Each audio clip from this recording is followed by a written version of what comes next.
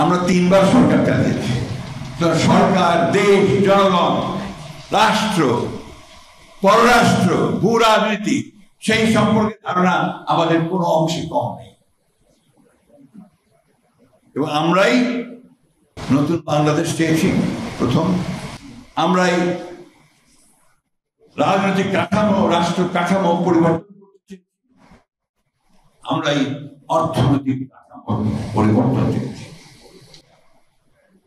আমরা কে কতজন প্রাণ দিয়েছি, কে কতজন জেলে গেছে সে বিষয়টা আমি এখানে তুলছি, এটা আপনারা ভালো করে জানেন। কয়েকদিন আগে পত্রিকাতে বেরিয়েছে, ওই জুলাই মাসেই আমাদের প্রায় 600-র উপরে বিএনপির নেতা কর্মী, অর্থাৎ ছাত্র দল যুবক নেতা কর্মীরা শহীদ হয়েছে।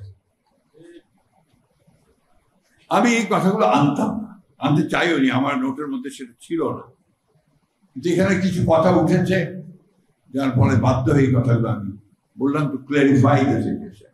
সুতরাং আমাদের যে ব্যক্তির চেয়ে দল বড়, দলের চেয়ে যে দেশ বড়, এটাতে আমরা বিশ্বাস করি।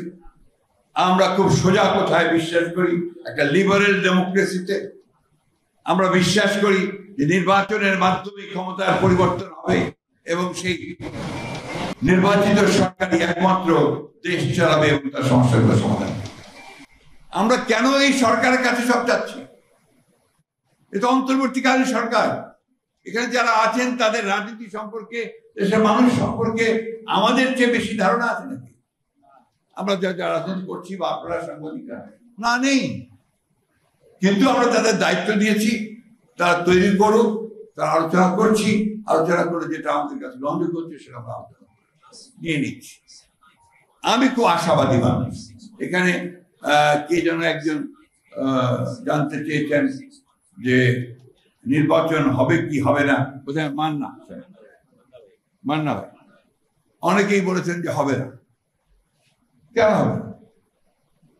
নির্বাচন তো এই দেশের মানুষ চায়, নির্বাচন জন্য মানুষ প্রাণ দিয়েছে তো। কারণ মানুষ একটা নির্বাচিত প্রতিনিধিত্ব চায় পার্লামেন্টের মধ্যে। এই জিনিসগুলো নিয়ে আমি মনে করি যে কোনো আপনার সমস্যা নেই। সমস্যা হচ্ছে যে যত দ্রুত সম্ভব আমরা এই কাজগুলো করে আমরা একটা নির্বাচিত সরকারের দিকে যাই, গণতন্ত্রের পথে যাই। আমি আজকে ডক্টর প্রফেসর ইউনূসকে ধন্যবাদ দিতে চাই এই ফোরাম থেকে, যে তিনি নির্দেশ দিয়েছেন ডিসেম্বরের মধ্যে নির্বাচনের সব কাজ গুছিয়ে রাখার জন্য নির্বাচন কমিশনকে। এটা একটা অত্যন্ত ইতিবাচক ব্যাপার, and he deserves thanks for that. আমরা আশা করবো যে নির্বাচন কমিশন এই কাজটা খুব দ্রুততার সঙ্গে শেষ করে তার নির্বাচনের একটা পরিবেশ তৈরি করবে। আমরা দাবি করছি যে এই নির্বাচনে যেন অবাধ, নিরপেক্ষ এবং সকলের কাছে গ্রহণযোগ্য হয়, সেই ধরনের একটা নির্বাচন যেন নির্বাচন কমিশন উপহার দিতে পারে এবং সেভাবে যেন কাজ করে। আমার দু একটা কথা আছে, আমরা কিন্তু সমস্যায় আছি, দেশ জাতি বড় সমস্যায়। যুক্তরাষ্ট্র আমাদের উপরে আপনার 35% ট্যারিফ আরোপ করেছে আমাদের পণ্যের উপর। আমাদের যে মূল যেটা আমরা রপ্তানি করি, এই রপ্তানি দ্রব্যটা হচ্ছে R&D, পোশাক। এই পোশাক শিল্পের উপরে যদি 35% ট্যারিফ আসে, তাহলে এই পোশাক শিল্প মাটিতে শুয়ে পড়বে, উঠতে পারবে। অর্থাৎ আমাদের অর্থনীতির যে মেরুদণ্ড, সেই মেরুদণ্ডটাই ভেঙে যাবে। এটা অত্যন্ত একটা সমস্যা, বড় সমস্যা। এবং আমি মনে করব যে অন্তর্বর্তীকালীন সরকার তারা কতটুকু এই ব্যাপারে মনোযোগ দিয়েছেন আমি জানি না, আরো অনেক বেশি মনোযোগ দিয়ে সবচেয়ে যোগ্য ব্যক্তিদের এই সম্পর্কে বার্গেন করা নিয়ে তাদের মার্কিন যুক্তরাষ্ট্রের সঙ্গে কাজ করাটা প্রয়োজন ছিল। তো সময় বোধহয় এখনো চলে যায়নি, এখনো সময় আছে এই বিষয়গুলো আলোচনা করে আমাদের ইন্ডাস্ট্রিগুলো বেঁচে থাকে, আমাদের মেয়েদের কর্মসংস্থান যেন নষ্ট না হয়, আমাদের অর্থনীতি যেন ক্ষতিগ্রস্ত না হয়, সেই বিষয়টা তারা অবশ্যই দেখবে।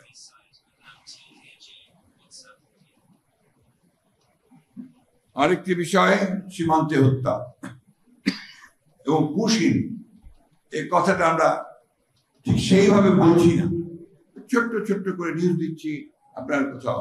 আমি সাংবাদিক ভাইদেরকে অনুরোধ করবো, সকল সংবাদ কর্মী, সংবাদ মাধ্যম সবাইকে অনুরোধ করবো এই ব্যাপারটাকে সিরিয়াসলি রাখার জন্য। এটা কোনো হালকা ব্যাপার নয়, প্রতিদিন ঘটছে এটা এবং সীমান্তের চারদিকে ঘটছে।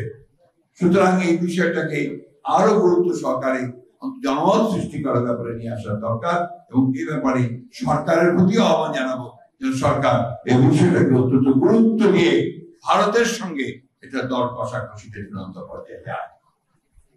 আরেকটা বিষয় আছে, পানির হিস্যা। আবার ফেনীতে বন্যা শুরু হয়েছে, এখন বর্ষাকাল আরো শুরু হবে। এই ব্যাপারটাও আমি অনুরোধ করবো যে তারা অত্যন্ত জোরালো ভাবে এই পানির হিস্যার ব্যাপারগুলো, পানি বন্টনের বিষয়গুলোকে তারা নিশ্চিত করবে। জাতীয় ঐক্য সবচেয়ে বড় জিনিস আপনারা বলেছেন, আমরা বিশ্বাস করি সবচেয়ে বড় জাতীয় ঐক্য তৈরি করা দরকার। জাতীয় ঐক্য কোন জায়গায় হবে? জাতীয় ঐক্য হবে আমার গণতান্ত্রিক অধিকারকে রক্ষা করার ক্ষেত্রে। আমি তোমার সঙ্গে একমত হব না, কিন্তু তোমার মত প্রকাশের স্বাধীনতাকে রক্ষা করবার জন্য আমি আমার প্রাণ বিসর্জন দেব, এটাই জাতীয় ঐক্য। And that is democracy. গণতন্ত্র সেটাই, পরমত সহিষ্ণুতা। দুর্ভাগ্য আমাদের যে বাংলাদেশে আমরা সেই গণতন্ত্রটাকে কখনোই ওইভাবে চর্চা করি নাই। আপনি যদি চর্চাই না করেন, কারণ গণতন্ত্রটা একটা কালচার, এটা একটা কালচার, এটাকে যদি আপনি চর্চা না করেন আপনি ওই জায়গায় পৌঁছবেন কি করে? ওই জন্য যে ভাষায় কথা বলছে না, যে আপনার হুমকি দিচ্ছে আমাদের সাংবাদিক ভাইদেরকে যে এটা না করলে এটা হবে, এটা করলে এটা হবে, তাদের কথা না শুনলে তারা এই কাজ করবে, বা আমরা আমাদের তরফ থেকে কেউ কেউ বলছে, এই জিনিসগুলো আপনার কিছুতেই হয় না যদি সত্যিকার অর্থে আমরা গণতন্ত্রের চর্চাটা করি। প্রবলেমটা ওই জায়গায়